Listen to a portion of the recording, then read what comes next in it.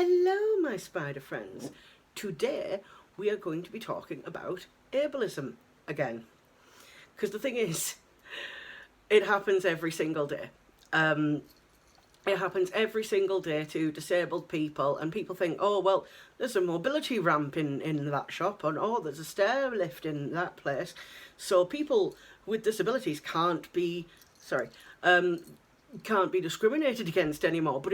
But it happens, and it happens very, very frequently. Something which bothers many people, it doesn't bother me as much, but I know it bothers a lot of disabled people, is the idea that complete strangers can just sort of like come up to you and start quizzing you about your entire medical history.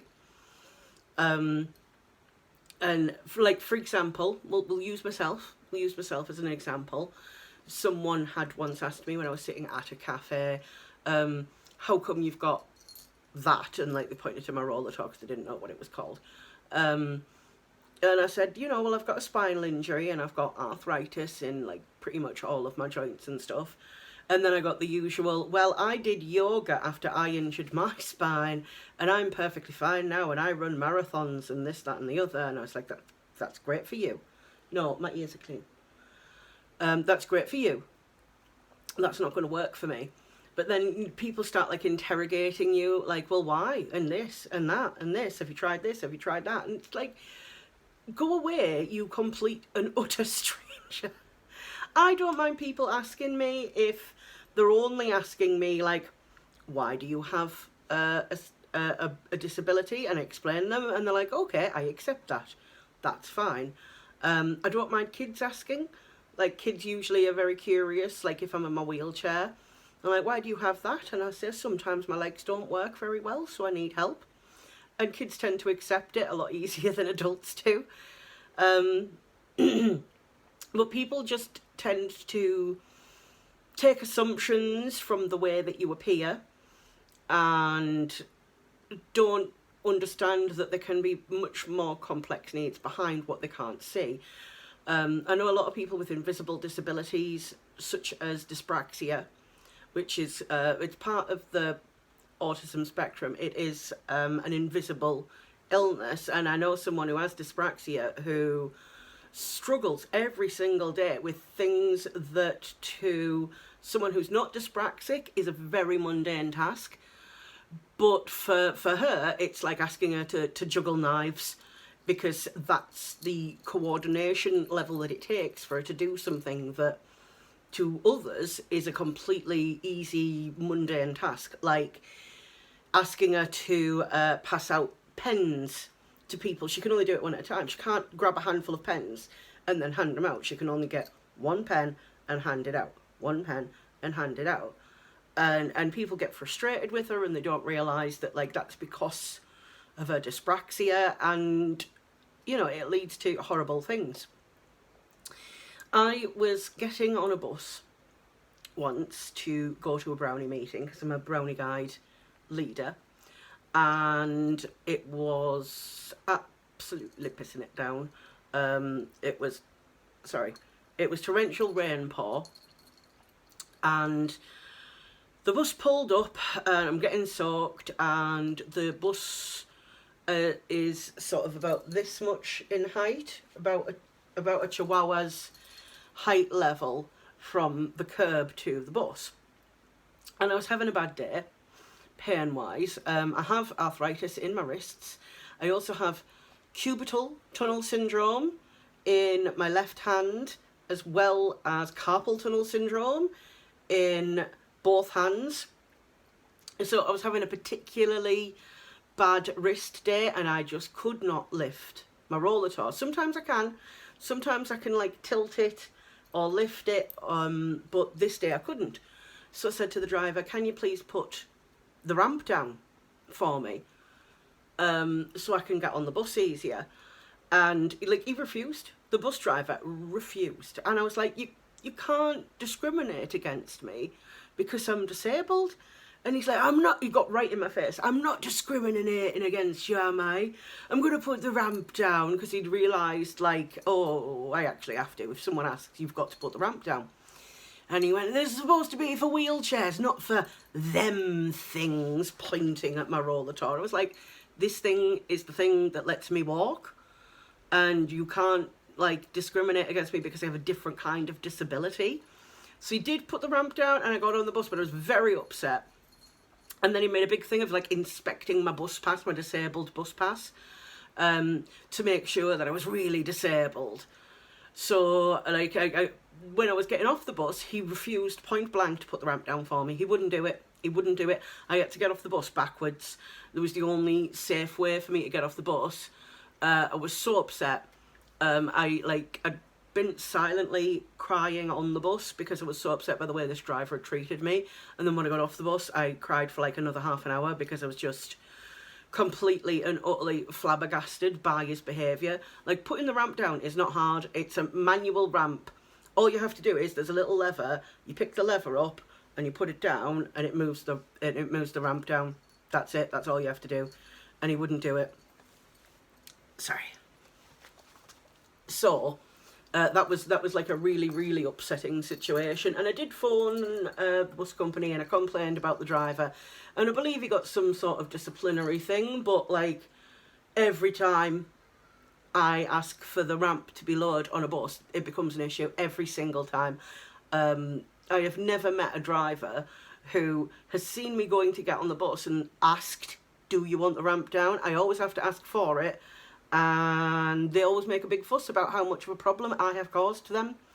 And then other passengers, well-meaning passengers, will try and help me, and like I'll lift it, and I'm like, no, don't touch it. Do not touch it. My mobility device is a part of me. Don't touch it, please. He's supposed to put the ramp down. That's what he's supposed to do. But people would rather like assume I'm the one making a terrible fuss, asking for the disabled ramp to be used for me, a disabled person. I mean, what can I say to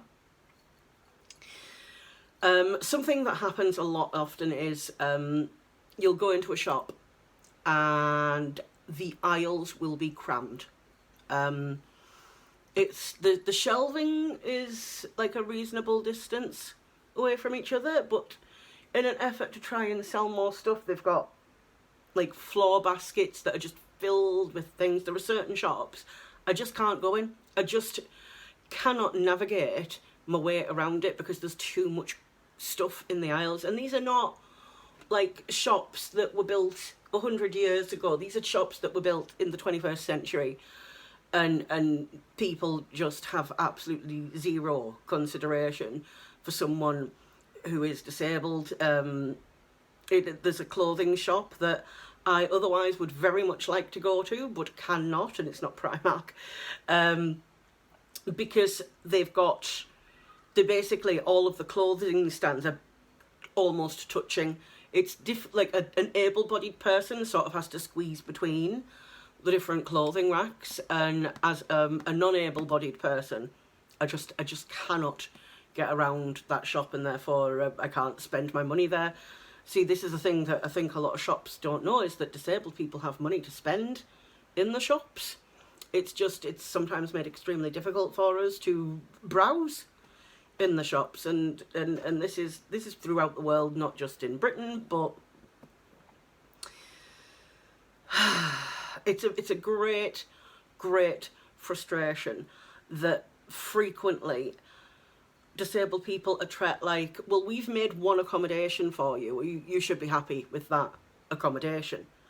Not realising that maybe you need more than one accommodation to be made in order to help. And it's not just a matter of like making someone's life easier. It's helping us to exist in a world where everything is a struggle to try and remove just a few struggles, just a few things that could really, really help me, like going on a trip and asking, I need to sit at the front on my own so I can have leg room.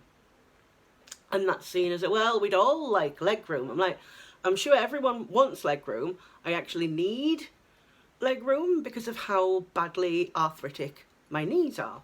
I can't sit in a position where my knees are cramped and I'm unable to open my legs up for long periods of time. I just can't do it. It's not physically possible. But that's seen as like a big inconvenience to ask for that. Like, I've been in situations where, like, it's embarrassing to talk about, but because of my spinal injury, I have bladder issues. I can't hold my bladder for very long at all. I really, really struggle.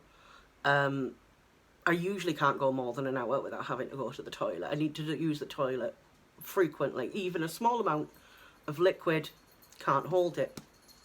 So if we go on a trip and the bus has a toilet, I have to be able to use it. And I'm frequently told, no, you're going to have to hold it, because we don't want, like, the kids on the bus all going backwards and forwards to the toilet. And I'm like, I can't hold it. I physically cannot hold it. You are either going to have to let me use the toilet, or I'm going to wee on this bus seat. Which would you rather deal with? And then I'm seen as being difficult because of something that's completely out of my control. I cannot do it, but it's seen as laziness or refusal to, like, make do.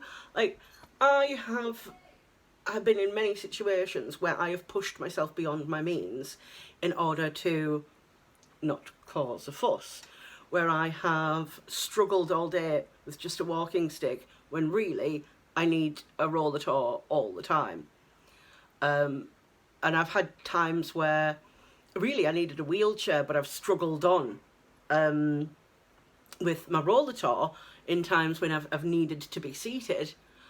And because of those times where I've really pushed myself to the point of utter exhaustion, it's expected that I can do that every single time. And I can't. I just can't.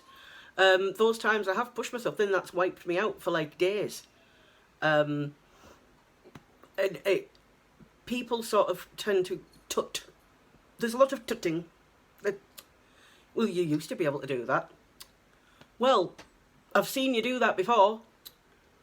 Don't know what you're making a fuss about. That's the kind of, like, attitude that you get from people who you'd think in the year 2021 would be a bit more, like, open and understanding when it comes to different abilities and disabilities and invisible disabilities, but there's a surprisingly draconian attitude from people who are otherwise, like, you would think that they would otherwise be reasonable people, but they're not. This is my emotional support chihuahua, and I love him very much. He's a good boy. Yes, I love you too. I do. I love you so much. One thing that frequently happens is bullying, basically, of disabled people. And you can say to someone, why do you have a problem with people who are neurodivergent or autistic? Neurodivergency covers a whole spectrum of different disorders, not just autism, and autism itself is a massive spectrum. And people say, no, I don't hate autistic people, but they hate all the things that autistic people do, like repeating things and not understanding, taking things literally, ticking, stimulating, not being able to complete a task in a particular order that you've been given it. Excuse me. Like, not being able to give the freedom to, sometimes you need to unpack a task and reorder it in a way that makes sense for someone who's neurodivergent. I'm neurodivergent. They don't test adults. It was completely missed in my childhood. Utterly. This is something I've only discovered in the past couple of years, and COVID being, like, is giving me a really big chance to explore these things and come to understand them. But I am neurodivergent. I'm somewhere on the autism spectrum. I'm not exactly where, because they won't test me because I'm an adult. But this has been such a revelation for me in understanding why it is that I do certain things and why it is that I misunderstand certain things. And some people are very, very supportive and some people are not. So, like, I know for a fact that members of my family, well, never going to watch this, so I don't care if they see me say it, members of my family would never accept it. Never. In a million years, if I said to them, I'm neurodivergent, I'm part of the autism spectrum, they'd just go, no, you're not. And that'd be it. They just would not accept that as part of me. So I haven't, like, come out. This is me coming out as neurodivergent, as part of the autism spectrum. And, you know, I hope that people who have previously been really cruel to me over, like, aspects of my neurodivergency that I've not understood feel really bad about it, because you kind of deserve to. Like when I go off on, like, an info dump, I can't help it. If someone's asked about something and I know about it, I'm like, oh, let me spew all of this to you. And you know, having a sort of a person who I shall refer to as a bumhole going to be, oh, do shut up. How awful is that, having someone say that to you? Oh, do shut up. It's nasty, horrible bullies. Nasty, nasty, nasty, horrible bullies. Yeah, horrible people who do this type of thing. So, yeah, if you are interested in neurodivergency, there is far too much of it for me to explain, because it's a really, really complicated subject. But I can make videos about it if you would like me to. You can leave something in the comments, because they're opening it. It's taken me months to get the comments back on my channel. Now they finally work. Please, please leave me a comment. Please, I'm begging you. So that was today's TED talk on ableism. I hope it wasn't too frenetic. This is a neurodivergency trait, and I will be back to talk about this again, because it's going to still keep happening.